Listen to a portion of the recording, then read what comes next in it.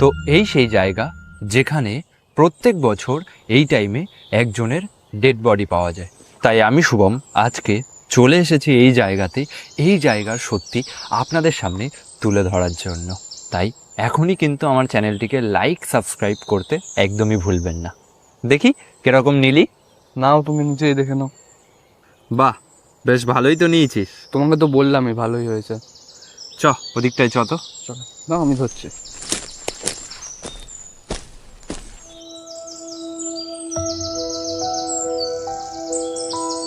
দেখ কি সুন্দর একটা জবা ফুল পড়ে। এটা ফেলে দাও, ফেলে দাও ফুলটা।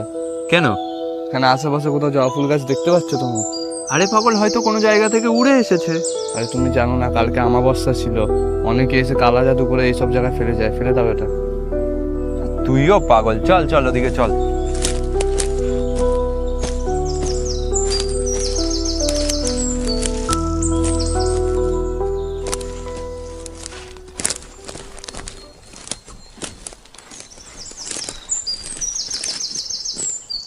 দে দেখি ভিডিওগুলো দেখি।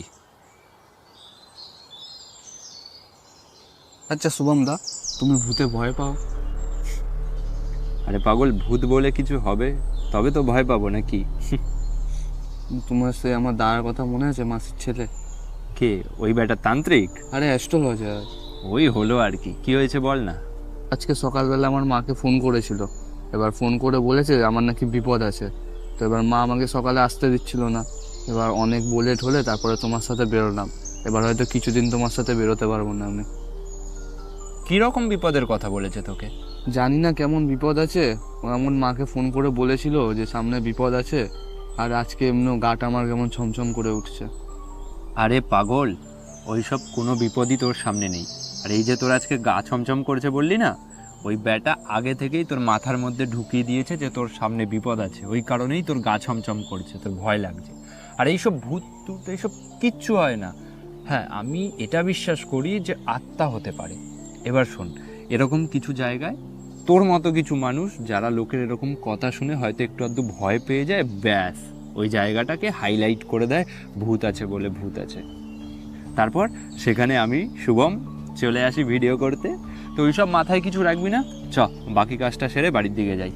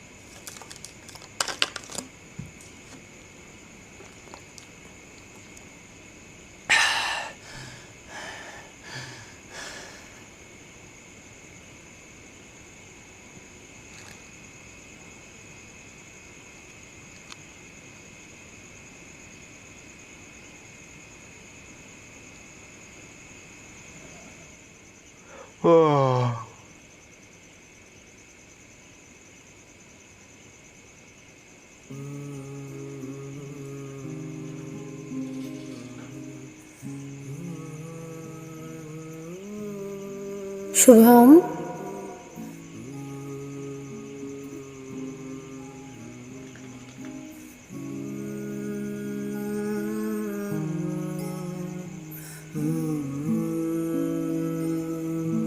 শুভম, শুভম,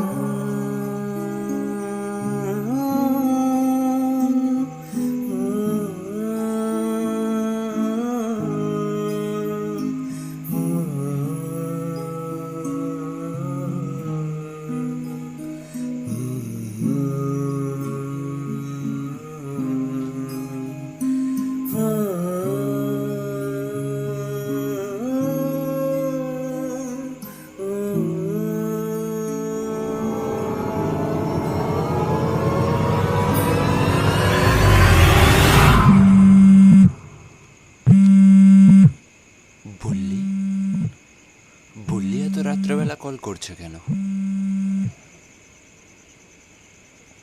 হ্যাঁ বুল্লি, বল। শুভমদা, কেউ যদি তোমার নাম ধরে ডাকে এখন বা কারোর আওয়াজ শুনতে পাও, তাহলে কিন্তু ঘর দিয়ে একদমই বেরোবে না, তোমার বিপদ হতে পারে। আমার দাদা আমাকে বলেছে 2 দিনের মধ্যে চলে আসবে, এসে তোমার সাথে দেখা করবে। এখন আমি রাখছি। মানে? Hello hello.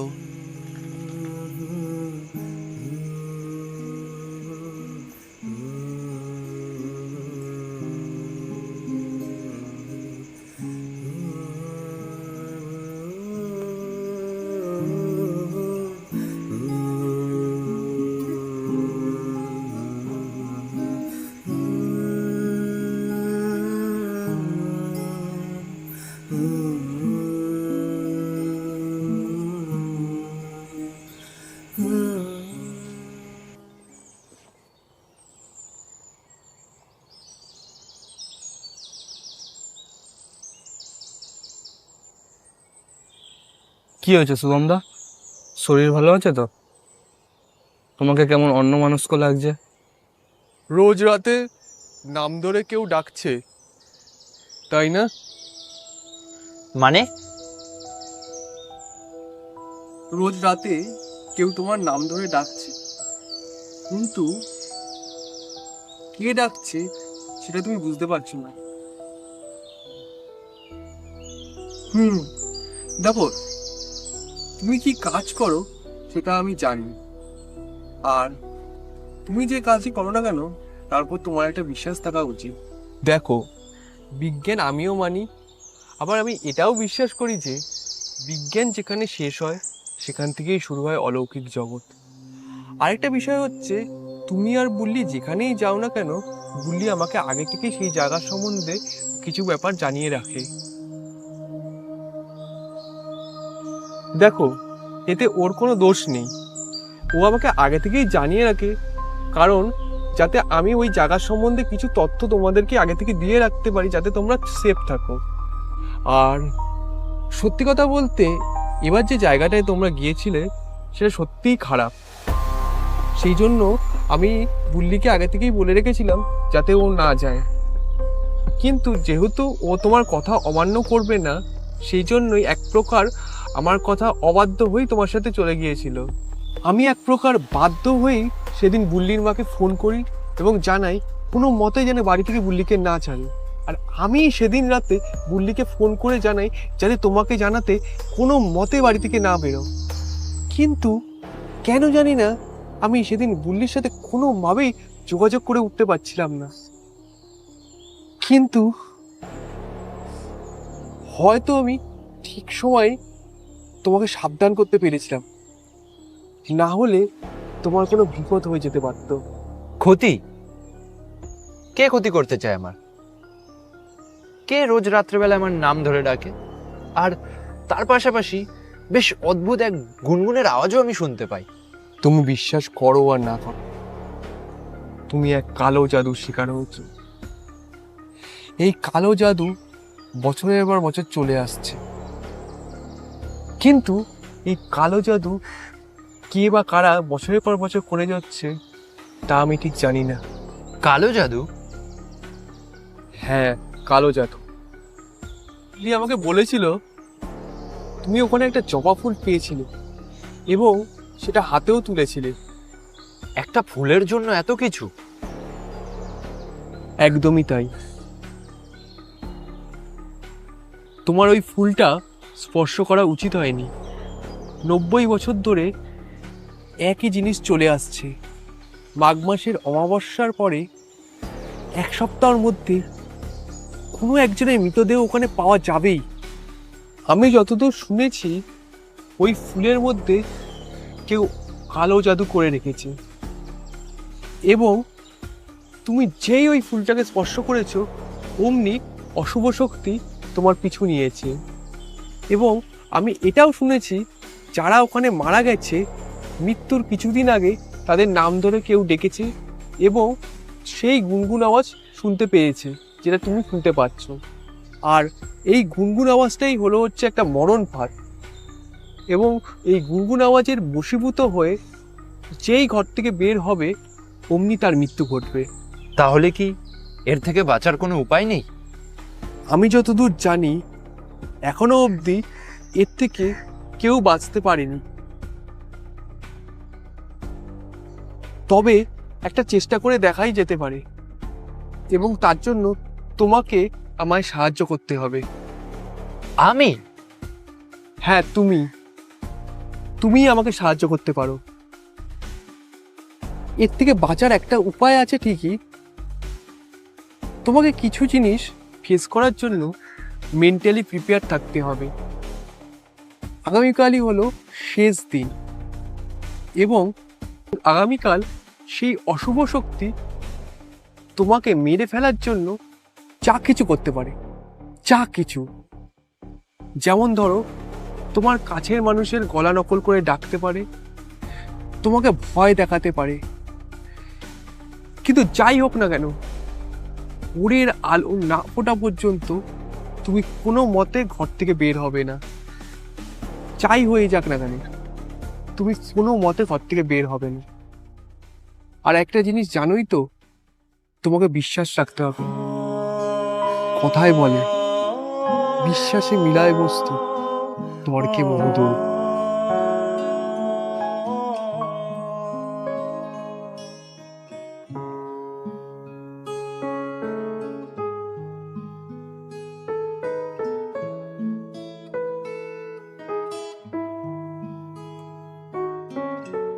নিকষ অন্ধকারে ছেছে চারিপাশ, চাঁদও যেন লুকিয়ে রয়েছে ভয়ে আজ।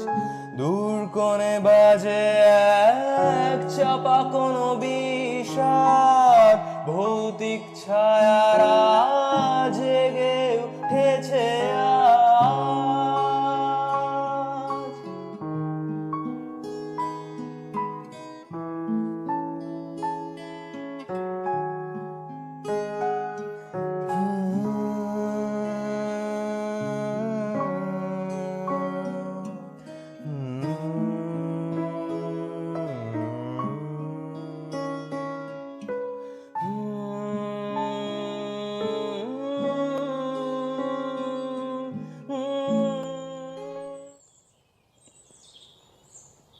সোমদা, আমার দাদার সাথে কথা হয়েছিল, তো দাদা বললো আজকের দিনে কোনো মতেই বাড়ির দিয়ে বেরোবে না, আর তোমার জন্য একটা রকেট পাঠিয়েছে। এটা বলছিল তোমাকে প্রোটেক্ট করবে, এটা কোনো মতেই খুলবে না আজকে।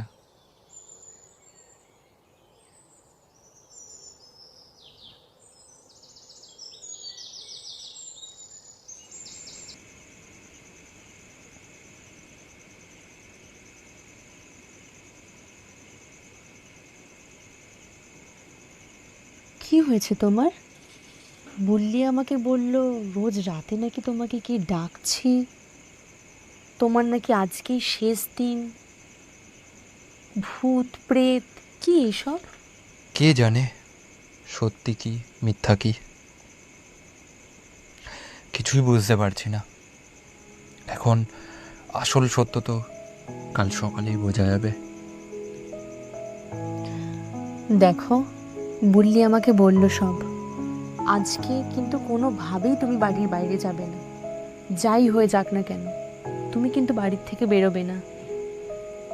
আমি আছি তোমার সাথে, সাহস রাখো, কিচ্ছু হবে না।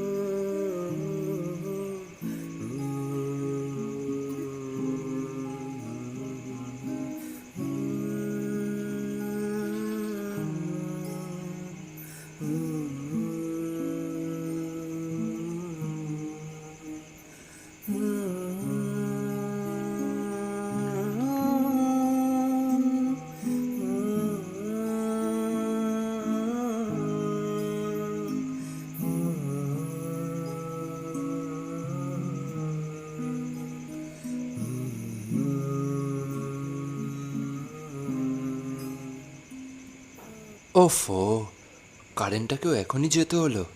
দেহের এই মোবাইলটার আবার কি হলো? এটা কেন অন হচ্ছে না? দেশলাইটা যেন কোথায় রাখলাম? ও এই তো।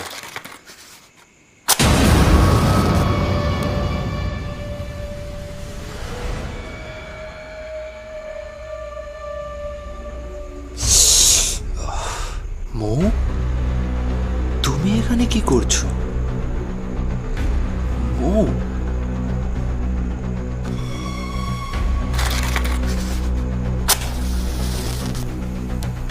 মৌ,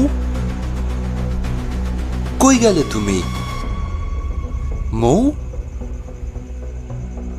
কোথায় গেলে? আহ, আর তুমি ঢুকলেও কি করে ঘরের মধ্যে? মোমবাতিটা কোথায় রাখলাম?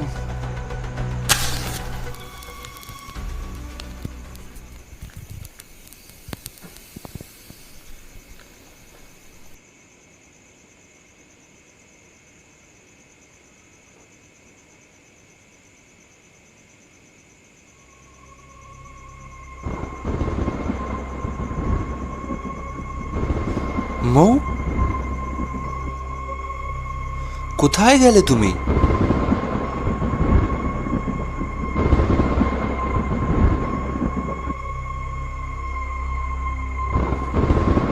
ভোরের আলো না ফোটা পর্যন্ত তুমি কোনো মতে ঘর থেকে বের হবে না। যাই হয়ে যাক না কেন, তুমি কোনো মতে ঘর থেকে বের হবে না।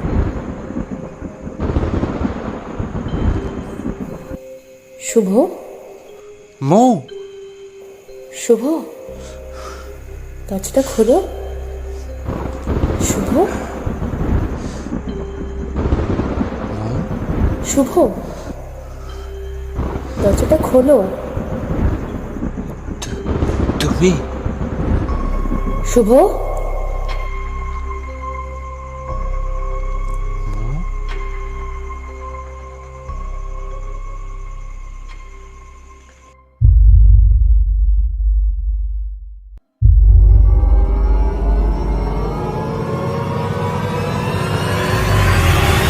শুভ, দরজাটা খোল।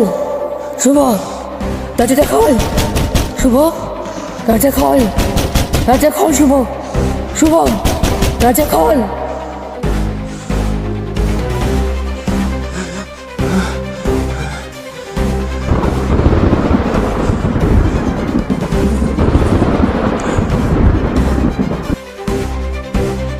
সেই অশুভ শক্তি তোমাকে মেরে ফেলার জন্য যা কিছু করতে পারে, যা কিছু। যেমন ধরো, তোমার কাছের মানুষের গলা নকল করে ডাকতে পারে, তোমাকে ভয় দেখাতে পারে।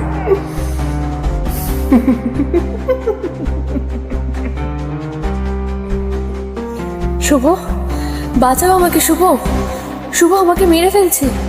শুভ, শুভ আমাকে বাঁচাও। তুমি কোনো চিন্তা করো না মৌ, আমি আসছি।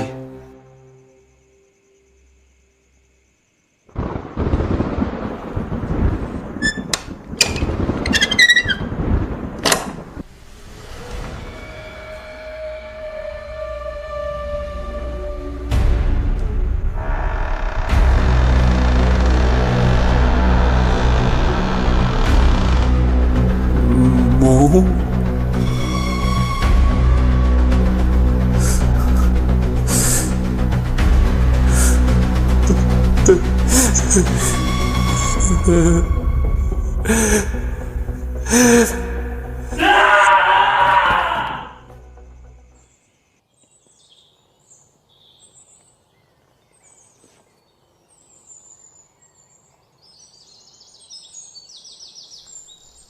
শুভম দা, শুভম দা, শুভম দা, শুভম দা, শুভম দা, শুভম দা, ও শুভম দা, কি হলো? ওঠো, ও শুভম দা, শুভম দা গো, ওঠো, কি হয়েছে?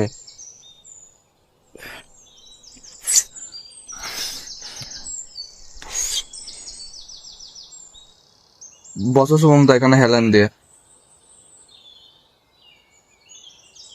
কি হয়েছিল শুভম দা কালকে রাতে?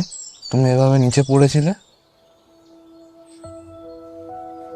জানি না কালকে রাতে কে বারবার খালি আমার নাম ধরে ডাকছে, কখনো মায়ের গলা, কখনো মৌয়ের গলা। লাস্টে আমি দরজা খুলে ফেলেছিলাম।